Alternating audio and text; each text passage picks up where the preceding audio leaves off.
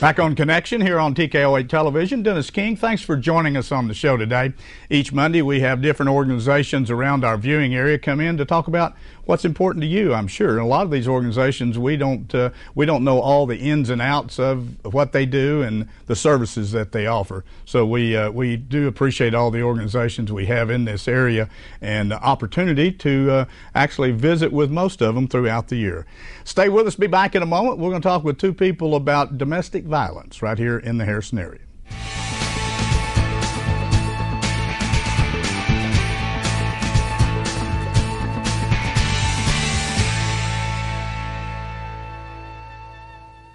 A hint of autumn is in the air, and the staff at Sisters Flower and Gift Shop invites you to stop in and browse their selection of new fall and holiday gift ideas. Check out their new line of organic grow kits, including basil, thyme, sage, rosemary, and many more. For you Razorback fans, Sisters has a large assortment of mugs, trays, banners, clothing items, and accessories. From fall and holiday floral arrangements, unique centerpieces, colorful wall decor, or exquisite serving pieces, Sisters has just the right item for any occasion. Sisters Flower and Gift Shop. We are so much more than flowers.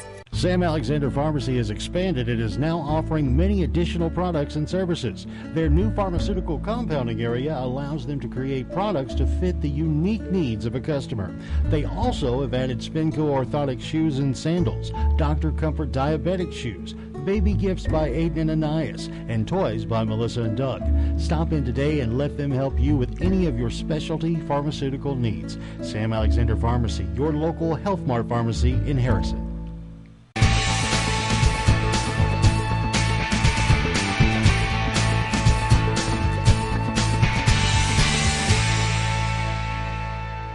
Back on Connection here on TKO8 Television. Our first two guests in the studio today from Sanctuary, and then we're going to talk about Sanctuary as a place and also domestic violence, which we don't like to talk about, but unfortunately it is there. Elizabeth Stevens, Robin Corkindale, thanks for coming in today. We do appreciate it. And I'll just kind of let you two kind of go back and forth on this. I just made a few questions up here. But maybe first talk about the sanctuary itself. We talked a little bit before the show started. Maybe tell people kind of how it got started, and it's been around for a while, obviously. Yes. Well, I was one of the founders. I think I'm the only one left around. We founded in 1981. It was just a recognition there was no shelters at all for miles and miles and miles in any direction. And so that's when we first got the shelter. Got it started there. The location of the sanctuary in Harrison, for those of you who may not know, is the old jail facility, an old building that's actually, I guess that building's probably part of the Heritage Program. It's one of the buildings that's been around for many, many years. Yes, it's a historic building. But all the upstairs was years ago when we first moved in. All the upstairs were redone into bedrooms. And then the downstairs is the kitchen and playroom for the kids, and a TV room and storage and offices. How many? I know a lot of facilities are fairly small. So how many clients can you actually keep there at one time with the rooms you have? Well, 6 families. Okay. I think is what it is. 6 families. That's the max you can do. Domestic violence is something we maybe don't talk about enough, but I think one thing that's happening, and it seems to be the same whether it's children's abuse of children or sexual abuse or whatever, talking to a lot of organizations that come in here, the awareness factor today with social media, with better media coverage, causes a lot of the increases to come about because of exposure, I would assume. Yes, well, I can remember back in the 70s when it was that was something that was kept quiet. We just didn't want to talk about it at all, even if we were aware of it. And so one of the slogans from recent years is silence no more, that we need to talk about domestic violence. We need to bring it out to the front. What are some, and Elizabeth, you jump in anywhere here, some of the organizations that maybe you work hand in hand with as far as identifying the need, helping these women find a job or or get permanent residence? Maybe talk Well, about we work closely, of course, with law enforcement, the police department, and the sheriff's office. The clerk's office, where they file the protection orders, we work with them. We have a court advocate that helps with the court process to get the victim into a safe place and start the court proceedings to keep it that way. We work closely with judges. The judges are a great support here. And then we have an executive director, and our staff at the house is just absolutely amazing with finding women or men. We also see men in permanent residence, getting them into permanent places, helping them establish jobs, and helping them get back on their feet and show them that they could do this without their abuser. Is the trend, is it mostly younger people, or do you have them all ages, or where does it fall into? I think it's all ages. I mean, Yes. I think it, and of course we mostly have women. Right. As time goes on, you see a lot more men, but and I don't know if it's because men aren't reporting abuse or if it actually is more women. But I see a range, I mean, from very young, just starting out as an adult, to, you know, someone that's put up with it for 20, 30 years and finally has decided there's help out there that they weren't aware of 20 years ago when their abuse started. But now they see light at the end of the tunnel and a way to get out. You know, something, Rob, that you and I were talking about before we started the show, which I really hadn't thought about this, but a lot of the cases that you run into where, let's just use the females to start with, where they're in an abusive situation, unfortunately, sometimes they get right back in another abusive situation. Oh, exactly. And some of the women that come into the shelter, when they do leave the shelter, they go back to the abuser. Mm.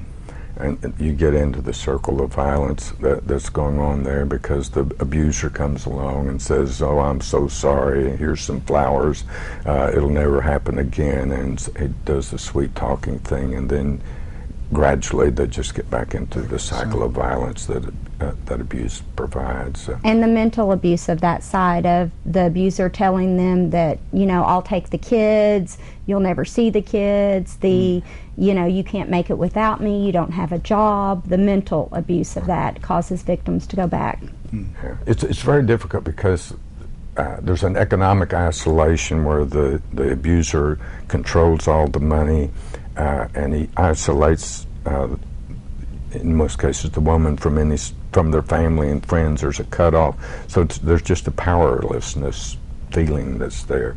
And that when Elizabeth mentioned some of the older women, one of the phenomena that you have in abusive situations is sometimes it takes 6 or 7 times of leaving before you leave permanently. You leave and then you go back, and you leave and you go back. There's just this human hope that somehow things are going to change, but they don't change. Never change.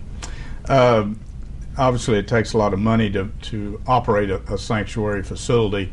I know you do have your thrift store, which puts money. Funding-wise, let's talk a little bit about how do you get funding to keep going? Well, Violence Against Women Act, which is a federal act, most of our money comes down from grants from VAWA, and there are other grants that are available through the state government. So quite a bit of our funding does come from grants. Locally, the United Way has always been very good to us, providing us with money, but we still have to reach out to the community and raise $50,000 to $60,000 a year to support the program. Facility. And that's just to keep us functioning. That's not. Right. It costs about, I think our present budget is a little over $220,000 to cover all of our expenses, and payroll being a major expense. Sure. So you basically are getting some through the thrift store grants, primary funding, and then just donations and United Way and that kind of thing. Exactly. So it takes all of that, I'm sure. Exactly. There's some churches and there's certain individual families I know that are just very good about regularly contributing to Sanctuary. And that's good. Particularly families maybe that have experienced domestic violence within the family. I know you have a board of directors, and obviously you both are on that board. How many member board do you have, and how do they roll off, or how do you keep them? We're a 15-person board, and we're totally full. At times we've had times that we're several vacancies, but we're actually full right now, and it's a 3-year term that when you roll off, if you roll off. Lots of our board members have been there for several years. Yeah, I've been there for over 35 years You would now. be the senior board member. Yes. We don't like talking about senior stuff. That's okay. We're better than the alternative, isn't it? We got about 3 or 4 minutes, so let's get into your March Against Domestic Violence event, which is coming up. You've got your T-shirt on there, and it's Saturday, October 29th. Tell a little bit about it. We'll talk about it until we finish. The Men's March Against Domestic Violence is an event that we've kind of thought up. A lot of domestic abuse shelters have done something similar to this. It is men showing their support of domestic violence. Since women are the most common victims of domestic violence, it's good to show men standing up for this. What we're doing is we're having men put themselves in women's shoes, high heels, and they are going to walk around the courthouse here in Harrison to show their support, to show that they are trying to put themselves in the woman's place, put them in their shoes, and show that they support that. It's a really, really fun event. I think it'll be funny. I think it'll be hilarious seeing men try to do this. It's this Saturday, October 29th. We're going to start at 10 a.m. Registration fees are $20 a person, or we do a team of 6. You can march with some friends or buddies or whatever for $100 for the team of 6. We also have had women ask us if they're able to walk, and absolutely, we'll take women, children, kids. It's just to raise awareness and show your support. It sounds like it. And any children that want to walk and try to walk in the shoes, we'll waive any sort of fee Yes. for them. The kids walking will be... We'd love to see the children participate in this. And I'm assuming that, Judge, you're going to be there. I'm going to be there. You've got a special pair of shoes.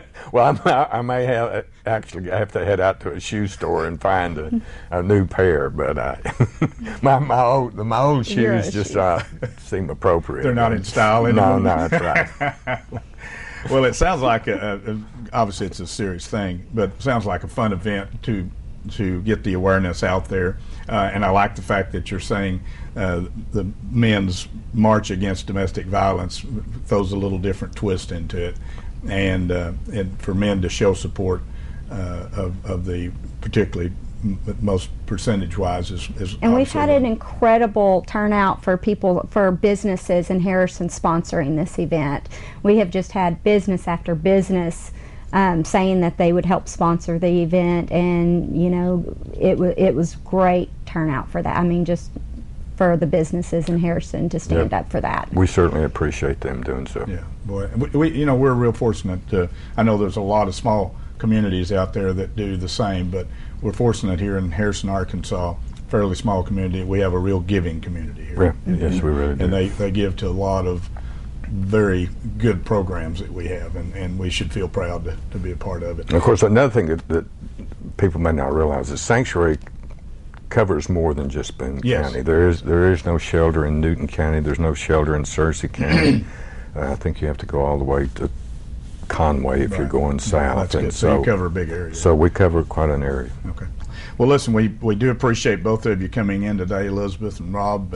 Haven't seen either one of you in a while, and we appreciate you coming in. And obviously, we appreciate the fact that you're on the board of a great organization that tries to help, and maybe someday, we'll keep our fingers crossed, we can stop domestic abuse, and that's the whole key to this thing. Don't forget, big event coming up. Help them out. It'll be a lot of fun. Awareness, obviously, is the main focus of this, but it's Men's March Against Domestic Violence. It'll be on Saturday, and that'll be October 29th, and they'd love to have you down there. It'll be a lot of fun. Get your high heels out if you hadn't had them on in a while. See if you can borrow a pair. We'll get you down there. We want to see Rob in a pair of them. He's going to get some updated ones. Thank you both for coming in. We do appreciate it, and thanks for all your help. Thank you. Stay with us. Be back in a moment. We're going to talk with a young lady about the housing authority here and what kind of people and how many people they serve in this area.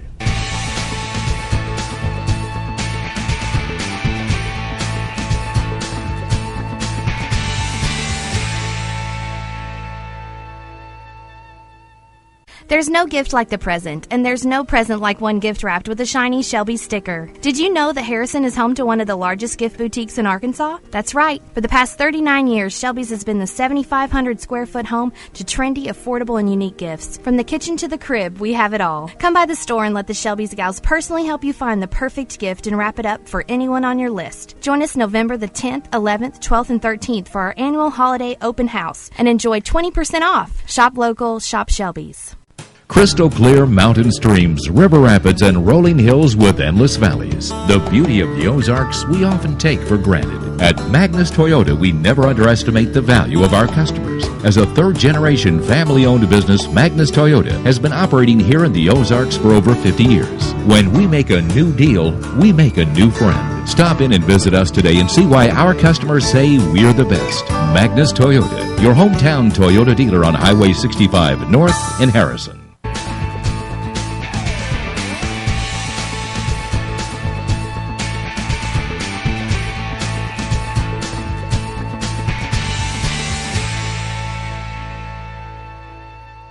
Back on Connection here on TKO8 Television. Dennis King, thanks for joining us on the show today.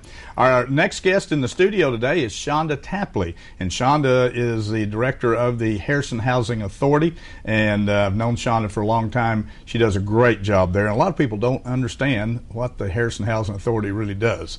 So that's my first question. I'm going to let you kind of briefly explain what you do.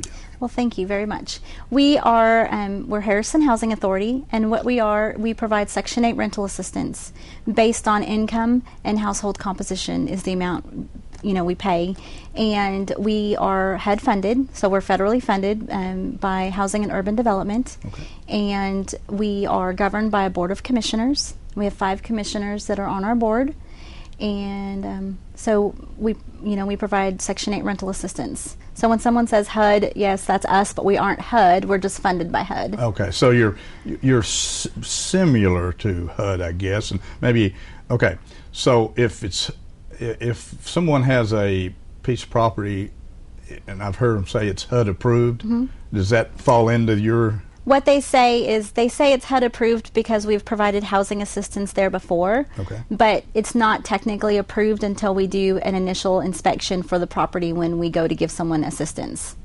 And we go by HUD's regulations, so that's why they'll say HUD approved. We have to do a housing quality standards inspection, and our inspector goes out and he does an inspection right before we start assistance. And then also HUD requires us to do an annual inspection every 12 months.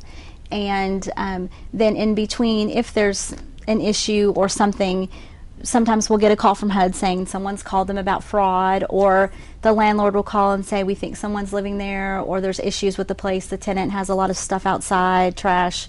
We'll go, or if the landlord isn't being responsive to the tenant, like there's a water leak or something, we will go and do a special inspection, but we don't do those near as much as annual or initial move-in inspections.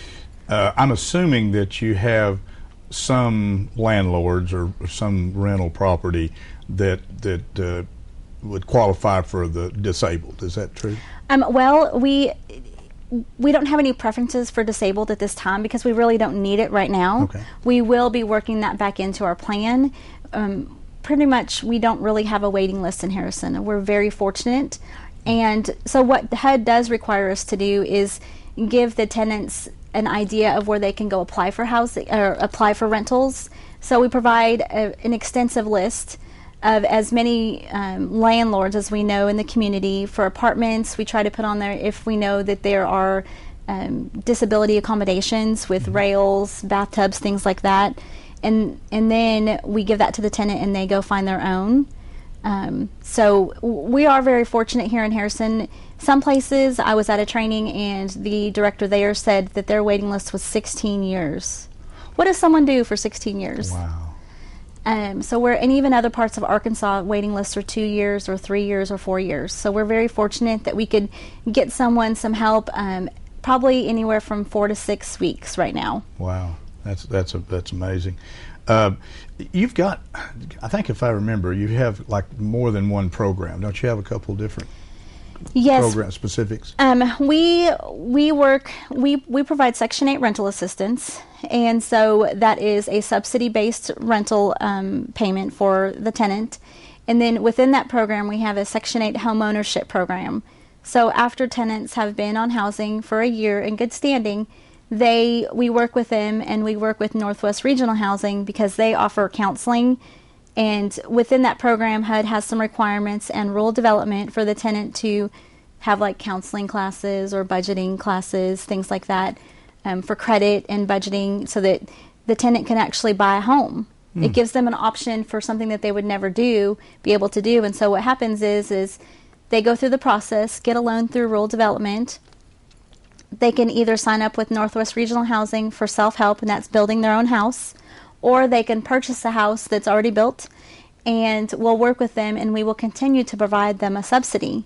So instead of providing a rental assistance subsidy, we're providing a mortgage subsidy. Oh, wow. And it gives someone a chance that would not normally be able to buy a home. And it creates more vested interest for the tenant, and it's better for our community to have more homes being owned.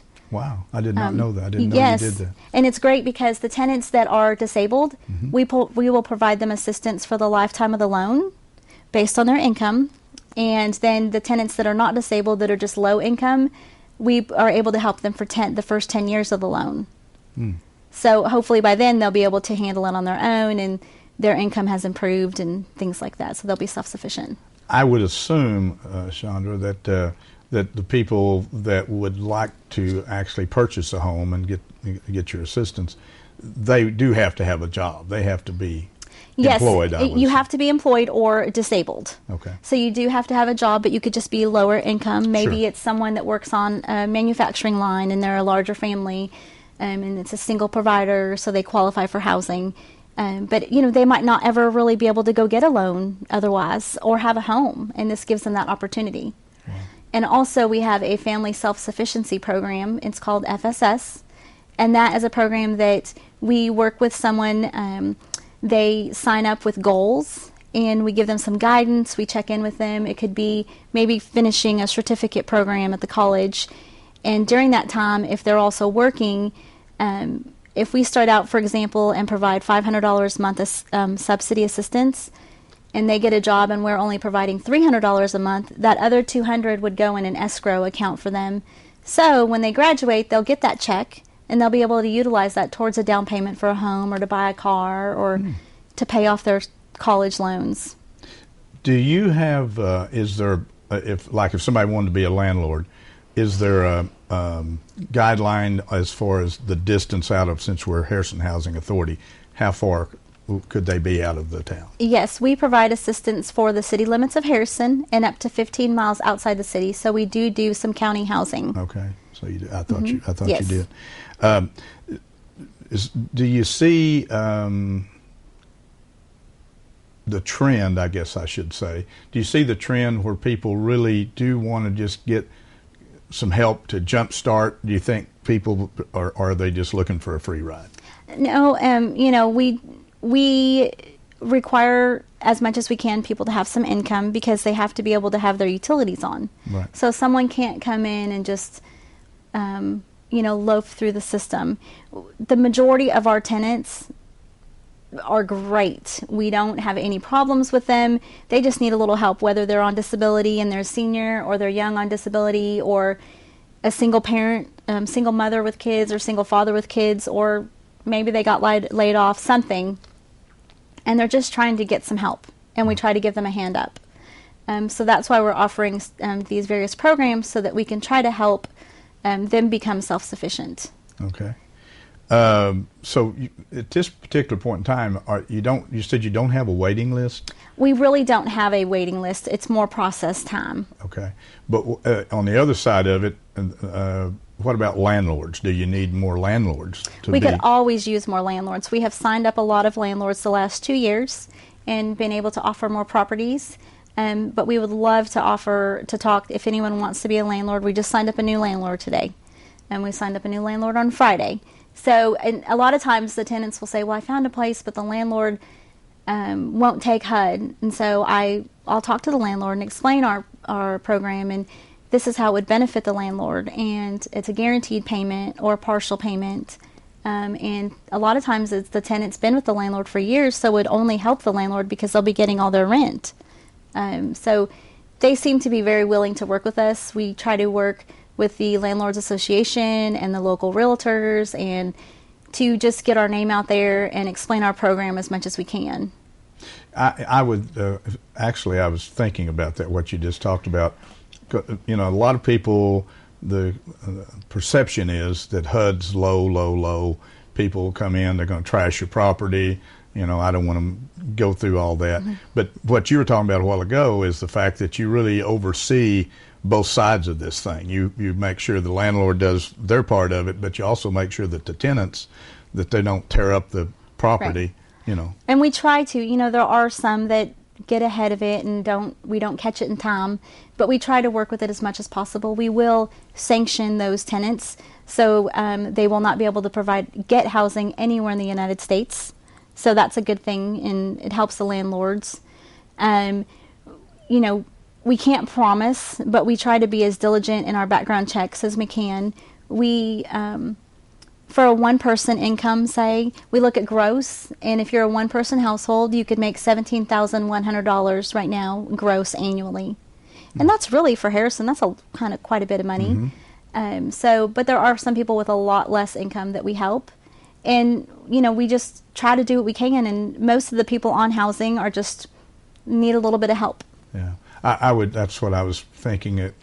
Probably 99.9% mm-hmm. of your clients are just needing some little jump start, or just mm-hmm. you know, down and out, may get better, may not for a while, but they just need help, and they're sincere about the program. Right. You've always got to have one or two bad apples that want to take advantage of the program, right. or take advantage of the landlord, mm-hmm. or whatever, you know, tear up the property. Right. Or, and we try to get those out of the system, out of the program, and, you know, we try to work with people as much as we can and provide them some guidance and some case management, and we try not to just throw someone out there on the street and say, too bad. You know, if someone comes to us and they say, oh, my utilities are going to get shut off, and we will try to help them with working with like Ozark Opportunities or Share and Care or other organizations to help them with their utilities and assistance. And we constantly look at their income.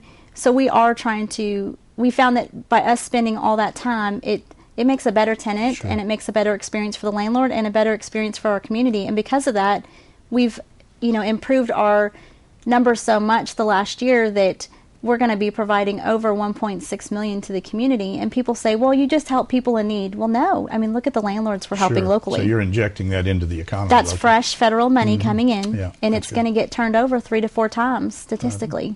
Well, that's very good. We've run out of time. I really enjoyed talking to you about this, and I'm sure a lot of people don't understand exactly what all you do there. If somebody would like to be a landlord, or somebody knows of somebody that would be a good client, needs a little help, where do they call? Who do they got to? They can come see us at 202 West Stevenson Avenue, right off the square, or they can call us at 870-741-8673. Very good. Well, thank you. Shonda, thank you so much. You're doing a great job Thanks. down there, and it's nice that you don't have that waiting list of 3 or 4, 5, 6 years like some communities, yes. that you've taken care of the needs of our community, and right. it's a great program. Thanks for coming in. We appreciate it. Thanks. Thanks for joining us on the Connection Show this week. Hope we brought some information to you perhaps you didn't know about, and we appreciate all the organizations around our viewing area and the great work that they do. We'll see you again next time on Connection.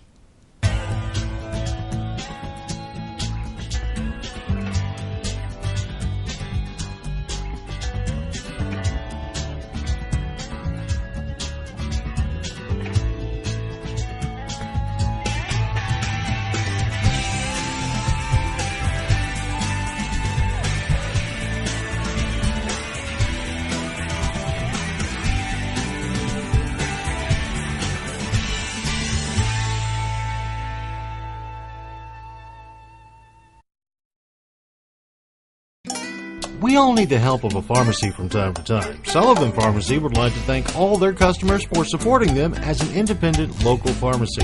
When you trade with an independent pharmacy, you deal with an owner that supports the local economy and charities. Visit Sullivan Pharmacy for any of your over-the-counter or prescription needs. It's important to keep helping those that help the community. Sullivan Pharmacy, 731 Main Street, Harrison.